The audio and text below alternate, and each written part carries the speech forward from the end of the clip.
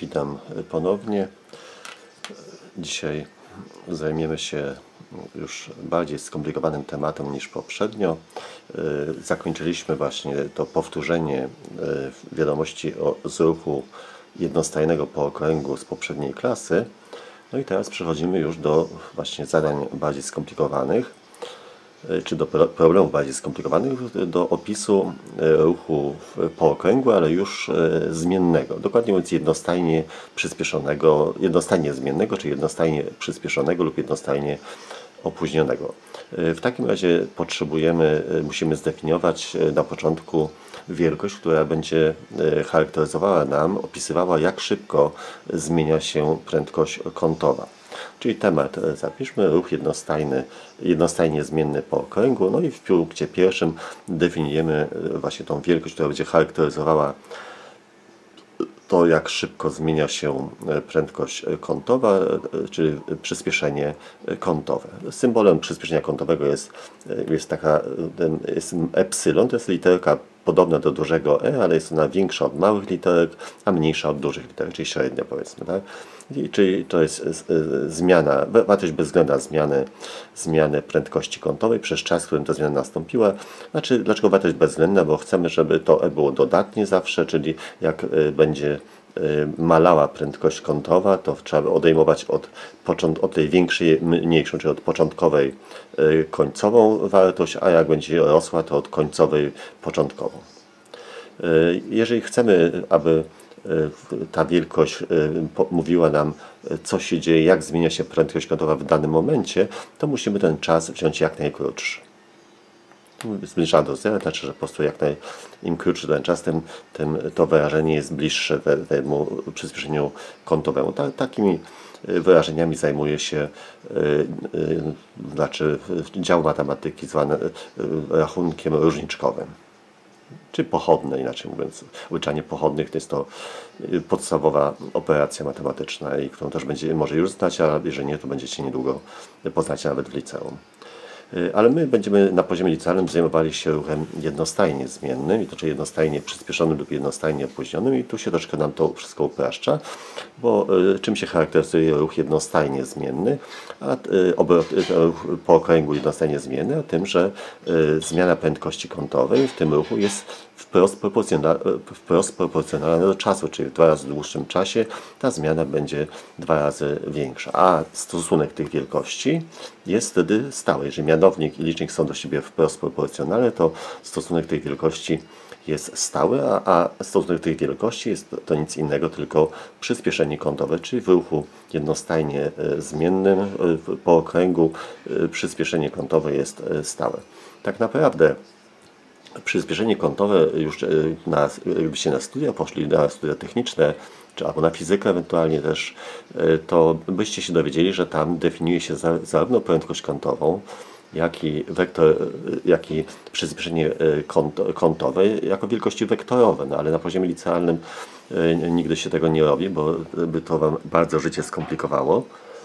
Więc i gdyby właśnie tą prawdziwą definicję podać przyspieszenia kątowego i prędkości kątowej, to byłaby pewna większa symetria między opisem ruchu jednostajnie przyspieszonego i jednostajnie przyspieszonego i opóźnionego po okręgu. Zaraz właśnie zrobimy przez analogię, pewne wzory wprowadzimy. Także tylko sugeruję, że definicja właśnie prędkości kątowej i przyspieszenie jest troszeczkę bardziej skomplikowane na tym poziomie wyższym, że obie te wielkości są definiowane jako wielkości wektorowe, ale w liceum tego się nie robi.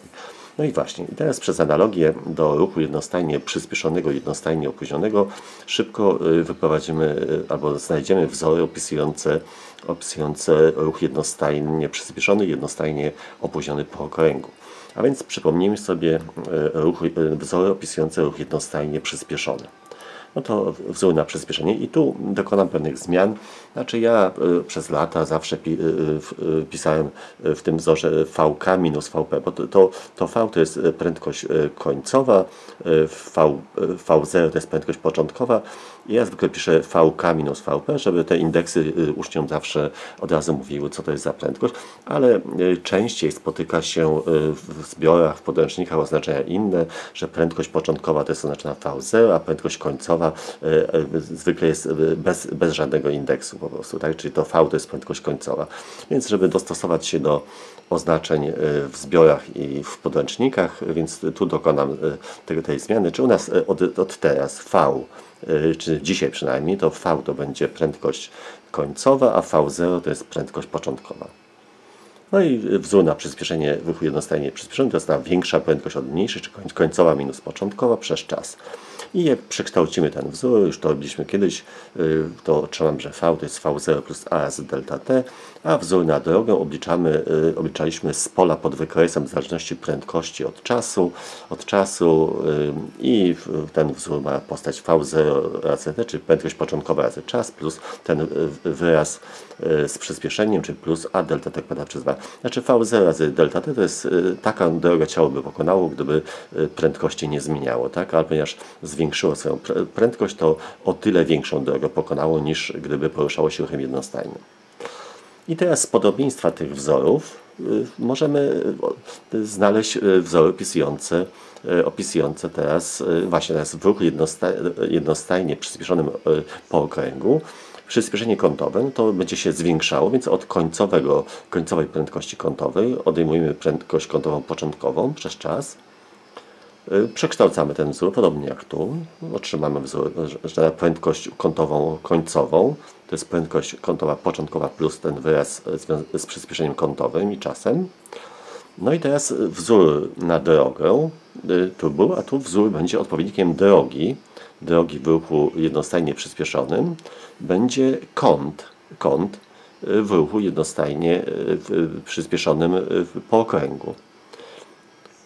Bo prędkość kątowa to jest zmiana kąta przez czas, a prędkość to jest zmiana położenia przez czas. I przez analogię zamiana literek następuje, czyli zamiast drogi jest kąt, zamiast prędkości tej tak liniowej powiemy, to jest prędkość kątowa, czas zostaje, zamiast przyspieszenia tego zwykłego, powiemy liniowego tak chwilowo, jest przyspieszenie kątowe, tak? I mamy już wzory opisujące ruch jednostajnie przyspieszony po okręgu. Przez analogię z ruchem jednostajnie.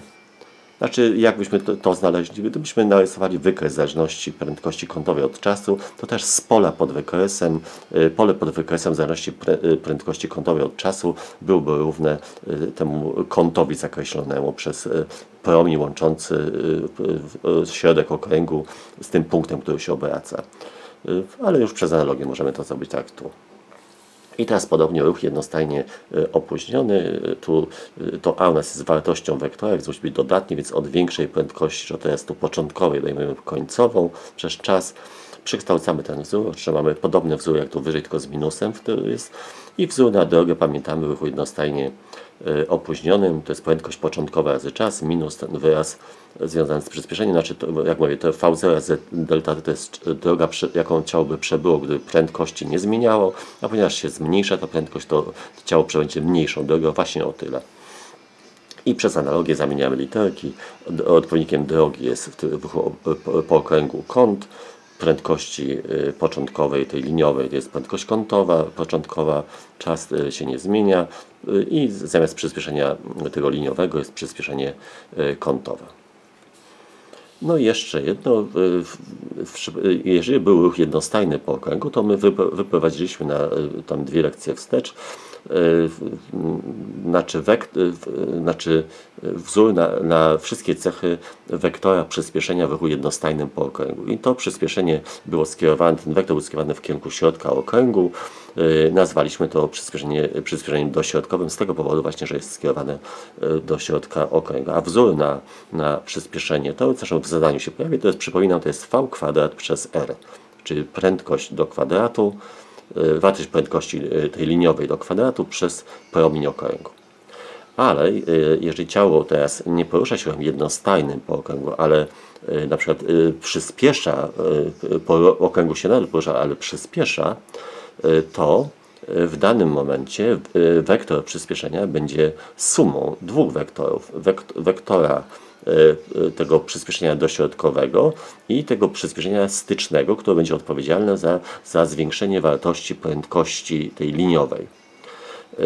A ponieważ przyspieszenie jest wielkością wektorową, to żeby uzyskać teraz całkowite przyspieszenie ciała w danym momencie, to sumujemy wektorowo przyspieszenie dośrodkowe i to przyspieszenie styczne, czasami się mówi liniowe i dodajemy wektorowo, czyli tworzymy równoległowek oparty na tych dwóch wektorach, ponieważ te wektory są do siebie prostopadłe, no bo wektor przyspieszenia stycznego jest styczny do okręgu, więc prostopadły do promienia, więc również do tego przyspieszenia dośrodkowego, no to uzyskujemy tu prostokąt, którego wektor przyspieszenia tego całkowitego jest przekątną. I łatwo można obliczyć to przyspieszenie całkowite z stwierdzenia Pitagorasa, czyli długość tego boku, to jest długość tego boku do kwadratu plus tego do kwadratu i pierwiastek z tego. Czyli prosty wzór. No i tyle teorii potrzeba do dzisiejszych zadań. Jeszcze szybko to pokażę. No i trzeba dość biegle te wzory znać, żeby się nie zastanawiać za długo. Tak? Kto będzie znał lepiej, ten szybciej po prostu będzie zadanie rozwiązywał. Tak to jest.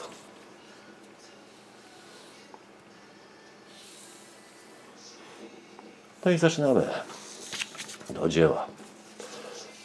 Zaczynam od zadania 1.10.14, strona 70, to jest ile? Niech ja zobaczę tam.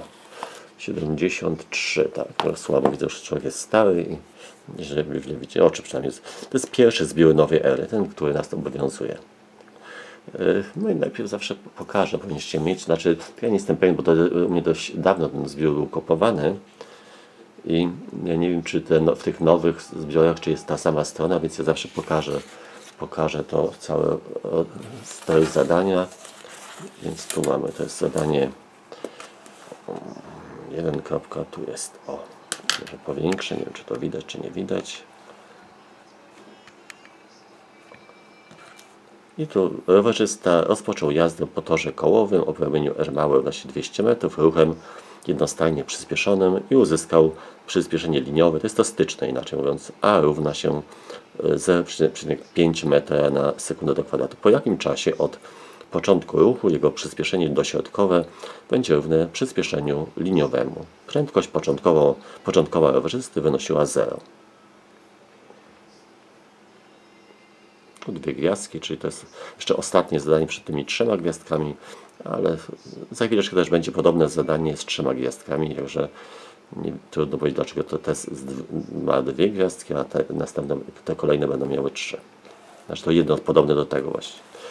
No dobrze, no to w takim razie wypiszmy sobie to, co wiemy. Dane, promień tego okręgu, tak, 200 metrów, przyspieszenie to styczne, czy liniowe, to jest 0,5 metra na sekundę do kwadratu i pytają się o czas, po którym przyspieszenie to dośrodkowe będzie równe temu przyspieszeniu, temu stycznemu, czyli oznaczoną akurat tu jest jako A, bez tego indeksu S. No to przypominamy sobie wzór wyprowadzony tam kilka lekcji wstecz na przyspieszenie dośrodkowe, to jest to V² przez R. Na poprzedniej lekcji na wczorajszej lekcji to wykorzystywaliście. No i teraz spróbujmy tą prędkość uzależnić od przyspieszenia. No, ta prędkość zależy od tego przyspieszenia liniowego, czyli stycznego. No to ciało porusza się, czyli ten rowerzysta porusza się ruchem jednostajnym, jednostajnie przyspieszonym, bez prędkości początkowej. Wzór na prędkość końcową, no to jeszcze raz pokażę ten wzór w ruchu przyspieszonym. Wzór na prędkość końcową mamy V0 plus A razy delta T, tak? Tu jest ten wzór. No to piszemy ten wzór, ale u nas V0 jest równe 0, prędkość początkowa jest równa 0, tak kazali przyjąć. Czy to jest 0, zostaje tylko a razy delta t. No i wstawiamy teraz to a razy delta t zamiast v. Wstawiliśmy, do kwadratu podnosimy oba wyrazy.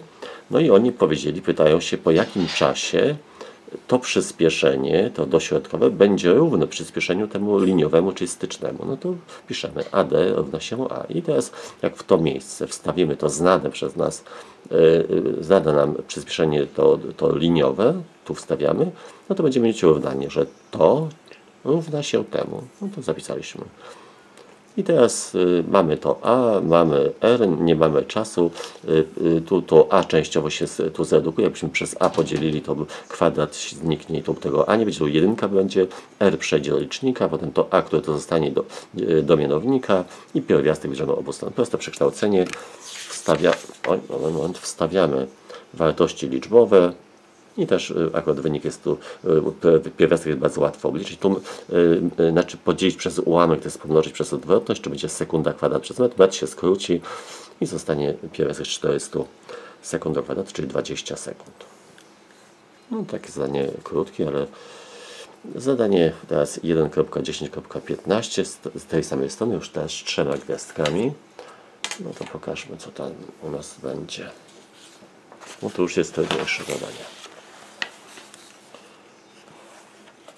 Już mamy. Nie wiem, czy to powiększy, czy nie, ale chyba dobrze widać.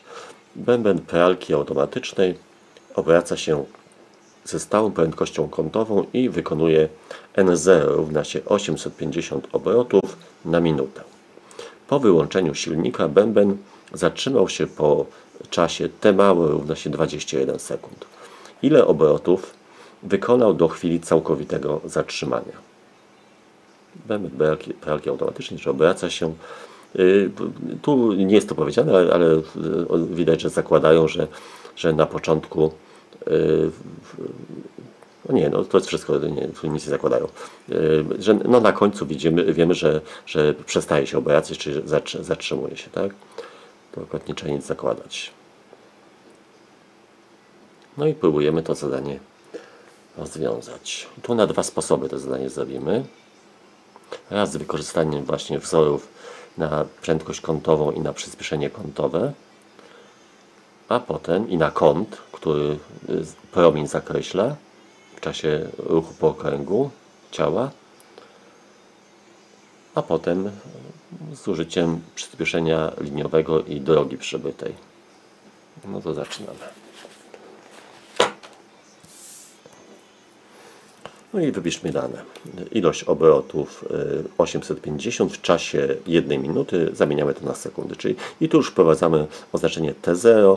To będzie właśnie ta 1 minuta, czy czas, w którym ciało to wykonywało początkowo właśnie, znaczy czas, w którym to ciało wykonywało początkowo 850 obrotów, gdy poruszało się ruchem jednostajnym. Czyli ten bęben, tak? No i teraz, co my możemy obliczyć, znając ilość obrotów i czas, w którym to nastąpiło? No to definicja częstotliwości. Częstotliwość to jest ilość obrotów przez czas.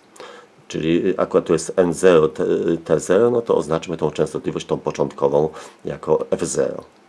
No i prędkość kątowa, to ten wzór tam był wyprowadzany też, że to był taki punkt, związek prędkości kątowej i częstotliwości.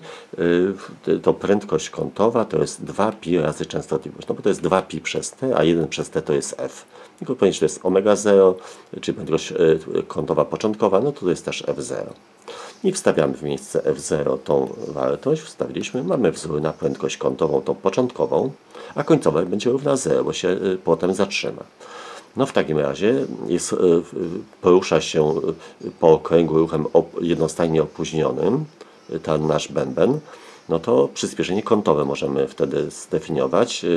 Jest to ruch opóźniony, więc mamy ten wzór już, będzie od większej prędkości kątowej, czyli początkowej, odejmujemy tą końcową, przez czas. Tu czas jest zaznaczony akurat przez nich symbolem bez delty, więc musimy się stosować do ich oznaczeń. Alp u nas prędkość kątowa, ta końcowa jest równa 0, więc to jest 0, zostaje tylko omega 0 przez t. I na razie to, no dobrze, nie będzie. I teraz piszemy wzór na kąt, który zakreśli promień, gdy ciało porusza się po okręgu w pewnym czasie, jeżeli jeżeli porusza się ciało ruchem jednostajnie opóźnionym po okręgu, no to ten wzór już tam wcześniej był podany, to jest prędkość kątowa początkowa razy czas minus przyspieszenie razy czas do kwadratu, to kątowe przyspieszenie razy czas do kwadratu przez 2. No to jeszcze raz przypomnę ten wzór, gdzie on tu był, o ten wzór. Tu mamy ruch jednostajnie opóźniony po okręgu przez analogię z tym wzorem. No dobrze, no to mamy ten wzór. W miejsce przyspieszenia kątowego wstawimy omega 0 przez t, czyli tu wstawiamy. Skraca się ten kwadrat z t. Widzimy dwa podobne wyrażenia, no to tu wspólny mianownik to będzie 2, więc to byłoby 2 omega 0t przez 2. Gdybyśmy odjęli liczniki, czyli 2 omega 0t minus omega 0t, to będzie omega 0t przez i ta dwójka zostanie. I dopiero teraz w miejsce omegi 0 wstawimy to wyrażenie 2pi n0 przez t0. Tu wstawiliśmy. Ja mógłbym tu skrócić tą dwójkę z dwójką, ale z pewnego powodu ja już wiem, że później będę dzielił przez 2pi, dlatego ja te 2pi tu zatrzymam w liczniku. Także wiedząc, że i tak będę za chwileczkę dzielił przez 2pi, bo to będzie przez kąt pełny będę dzielił, dlatego to 2pi, ale można to skrócić, to wychodzi to samo oczywiście.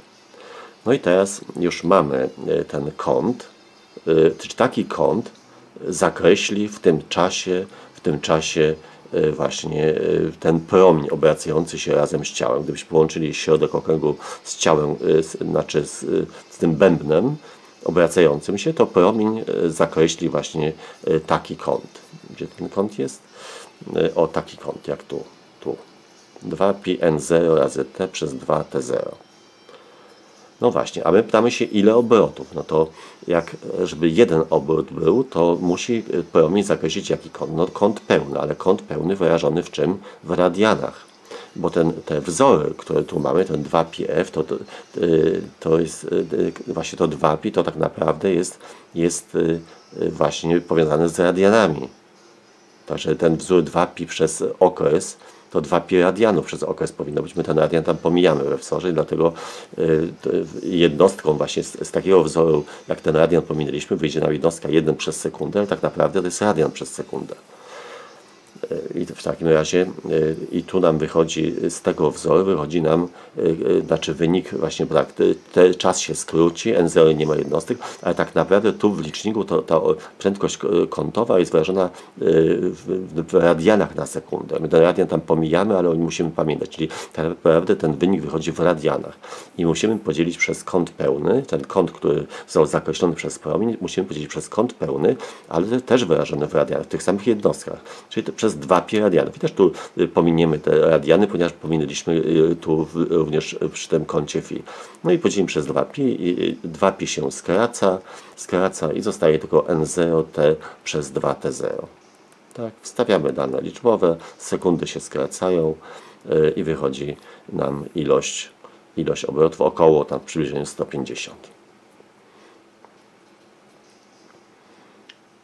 No i teraz, ponieważ tu posługujemy się prędkością kątową, kątem, przyspieszeniem kątowym, co może być nieczytelne dla Was, bo to jest dopiero pierwszy raz, to teraz to samo zadanie spróbujemy zrobić inną metodą, może łatwiejszą do przyswojenia sobie. Zresztą ja wcześniej zwykle to zadanie robiłem tą drugą metodą, właśnie dlatego, że to przemawiało bardziej do uczniów, znaczy mogli coś sobie wyobrazić, znaczy spotykają się z pojęciami, które już trochę lepiej znają. No to jaka jest tu koncepcja? No początek taki sam, czyli przyspieszenie, znaczy częstotliwość tą początkową obliczamy dzieląc przez to ilość obrotów przez te 60 sekund, czyli ten czas t0. I pamiętamy, i teraz jak mamy po prostu ten bęben, tak, to my się zajmiemy zachowaniem punktów właśnie tego bębna, czyli chodzi tutaj na zewnętrznych punktów tego bębna. I one się poruszają się po okręgu, tak, te punkty. Jakiś tam punkt tego bębna wybierzemy i on się obraca, więc ten punkt się też porusza po okręgu o jakimś tam promieniu r i wtedy związek między prędkością początkową, tą liniową, a częstotliwością jest, my go znamy, też go wyprowadziliśmy, to było 2πrf, czyli to jest prędkość początkowa, więc tu też damy f0. I w miejsce f0, jak wstawimy to n0 przez t0, tu wstawiliśmy, no otrzymamy wzór na prędkość początkową. No i teraz ten punkt obracający się tego bębna, jak bęben będzie hamował, będzie poruszał się ruchem jednostajnie opóźnionym. No to wzór na przyspieszenie ruchu jednostajnie opóźnionym jest taki: prędkość początkowa, ta większa, minus końcowa przez czas. A ponieważ prędkość końcowa tego bębna będzie 0, tego punktu bębna będzie na 0, bo się zatrzymuje, więc nie ma tego wyrazu, zostanie v0 przez t. Wzór na drogę w ruchu jednostajnie opóźnionym to jest droga, jaką pokonują te punkty, jakiś ten punkt tego bębna, który się obracał. Mamy ten wzór, tu pamiętamy już tam, w ruchu jednostajnie opóźnionego. I w miejsce a wstawiamy v0 przez t. Tu wstawiamy, skraca się kwadrat z t, wspólny mianownik, odejmujemy i dopiero teraz w miejsce v0 wstawiamy całe to wyrażenie. Uzyskujemy ten wzór. I też ponownie mógłbym tę dwójkę skrócić, ale za chwileczkę będę dzielił przez 2π, się tam też pojawi w mianowniku, dlatego to 2π zostawiam, ale jak ktoś by skrócił, też by wyszło to samo. No i teraz, co obliczyliśmy? Drogę, jaką przebył jakiś tam punkt tego bębna, który hamował, aż się zatrzymał. Tak? No to teraz jak obliczyć, znając tą drogę przebytą przez dany punkt, ile obrotów wykonał ten punkt? Właśnie, że jak wykonałby jeden obrót, to jaką drogę by przebył? Równą długości tego okręgu. Długość okręgu to jest ile? 2πr. Jak podzielę całą drogę przez długość okręgu, czyli 2πr, to dowiem się, ile razy obrócił się ten bęben razem z tym punktem oczywiście. No to dzielę przebytą drogę przez 2πr, czyli o ten wzór dzielę przez 2πr. 2πr się skraca. Tu 2πr się skraca, zostaje tak jak wcześniej n0 razy t przez 2t0 i no i to jest ten sam wynik.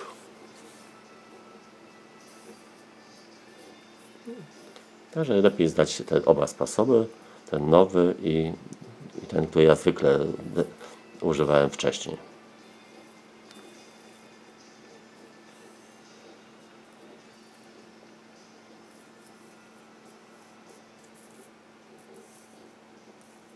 Dobrze. No i jeszcze tylko ostatnie zadanie. Macie jeszcze pracę domową. Teraz zadanie 1.10.16. Jest bardzo długie, ale nie wiadomo dlaczego jest takie długie. No to właściwie to zadanie i to jest 3 gwiazdkami, zaraz pokażę. Z 3 gwiazdkami, ale on jest praktycznie identyczny jak zadanie to 14. Tu w 14 mieliście wcześniej, a teraz to 16. To 16 jest z 3 gwiazdkami, a to 14 z 2 gwiazdkami. Tak? No i teraz czytamy. Rowerzystka, czy powiększę, tam widać to, co to rowerzystka robi, to widać, że odwróciła rower, to znaczy tam czy naprawia rower, odwróciła i zaczęła rozpędzać to koło. Tak? Czy to, co się obraca, to jest to koło obracające się. I teraz czytamy. Rowerzystka przed dalszą jazdą wykonuje przegląd roweru, ustawiła go na ziemię siodełkiem do dołu, a następnie zakręciła kołem. Wprawiając koło o promieniu R duże równości 25 cm, w ruch obrotowy jednostajnie przyspieszony z przyspieszeniem stycznym AS równości 0,25 m/s². Po jakim czasie od początku ruchu przyspieszenie dośrodkowe punktów leżących na obwodzie koła będzie 2 razy większe od przyspieszenia stycznego? Po jakim czasie od początku ruchu przyspieszenie dośrodkowe punktów leżących na obwodzie koła będzie 2 razy większe od przyspieszenia stycznego? No to właściwie jest zadanie praktycznie takie samo jak zadanie to 14. No, wybierzmy dane jeszcze, więc promień jest to literką R duże, oznacza 25 cm, zamieniamy na metry, to jest 0,25 metra. Przyspieszenie styczne, tam było oznaczone jako A, tam był promień R mały, to jest R duże, tam było to przyspieszenie oznaczone literką samo A, teraz jest AS, taka różnica jedynie. 0,25 m na sekundę kwadratu. Szukamy czasu, po którym przyspieszenie dośrodkowe, tam było równe temu stycznemu, a teraz jest ma być 2 razy większe od stycznego. No tylko taka różnica, że tu dwójka się pojawia i że tu zmienili oznaczenia. No i robimy dokładnie tak samo. Przyspieszenie dośrodkowe to jest v kwadrat przez r, ten wzór, który właśnie był niedawno wyprowadzony. No ta prędkość liniowa, no to ruch jest jednostajnie przyspieszony punktów na tego koła, więc piszemy wzór na prędkość w ruchu jednostajnie przyspieszonym.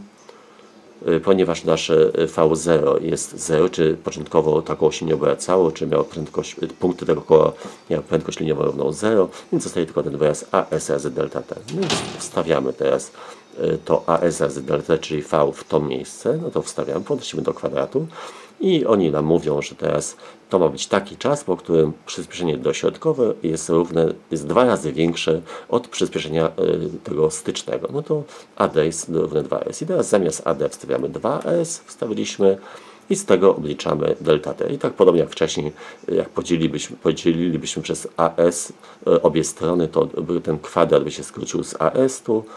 I potem mnożymy przez r, dzielimy przez to AS, które tu zostanie i bierzemy pierwiastek z obu stron. Wstawiamy dane liczbowe, wychodzi, skraca się teraz nam to, tu będzie sekunda kwadrat się w liczniku pojawi, metry się skrócą i pierwiastek z 2 wyjdzie, czyli około 1,41 i pierwiastek sekundy kwadrat to jest sekunda. I praca domowa dla Was, zadanie teraz 1.10.17, strona 73. Nie wiem, czy akurat u Was w Waszych zbiorach jest tak samo to numerowane i na tej samej stronie, więc ja to zadanie, jeszcze raz pokażę to zadanie 1.10.17, strona 73. Też 3 gwiazdki, to jest ostatnie zadanie już tu z tymi gwiazdkami, ale nie jest aż takie strasznie trudne. Wszystkie wzory, które potrzebujecie, macie na dzisiejszej lekcji. Więc tu mamy 1.10.17. Po pokonaniu ruchem jednostajnie przyspieszonym drogi S równa się 100 metrów. Po okręgu o promieniu R duże równa się 200 metrów. Motocyklista osiągnął prędkość V równa się 20 metrów na sekundę.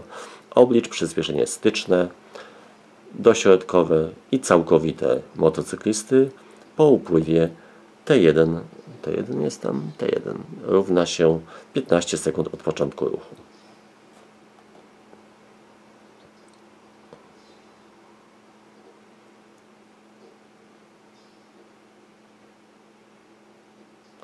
No i teraz proszę przemyśleć, znaczy z tych danych, czyli z tego czasu i z tej drogi, ze wzorów na ruch jednostajnie przyspieszony, musicie obliczyć tą,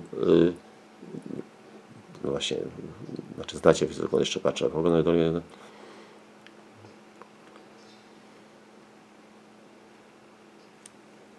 tu już danych jest mnóstwo właściwie, już nawet nie mam co to mówić, bo jeszcze za dużo powiem. Także nie musimy. Znaczy wzór na przyspieszenie dośrodkowe to jest v kwadrat przez r. Mamy wszystkie dane, czy nie mamy wszystkich danych? Mamy prędkość i mamy r, tak? No potrzebujemy przyspieszenia tego liniowego. No to właśnie z tych danych, z drogi przebytej ruchu jednostajnie przyspieszonym bez prędkości początkowej, z prędkości końcowej i z czasu, mając te dane, trzeba obliczyć przyspieszenie ciała. No to albo ze wzoru, musicie popatrzeć, czy no z pewnością ze wzoru na drogę. Będzie to potrzebne, ze wzoru na drogę będzie to łatwo obliczyć. No i jak już będziecie znali przyspieszenie to liniowe i przyspieszenie dośrodkowe liczymy ze wzoru v kwadrat przez r, no to przyspieszenie to całkowite to będzie pierwiastek z sumy kwadratu tych przyspieszeń. No to nie wiem, dlaczego to są te 3 gwiazdki w tym zadaniu, bo właściwie niczym się nie różni od tych zadań z 2 gwiazdkami. No to jeszcze raz pokażę to zadanie. No to dziękuję.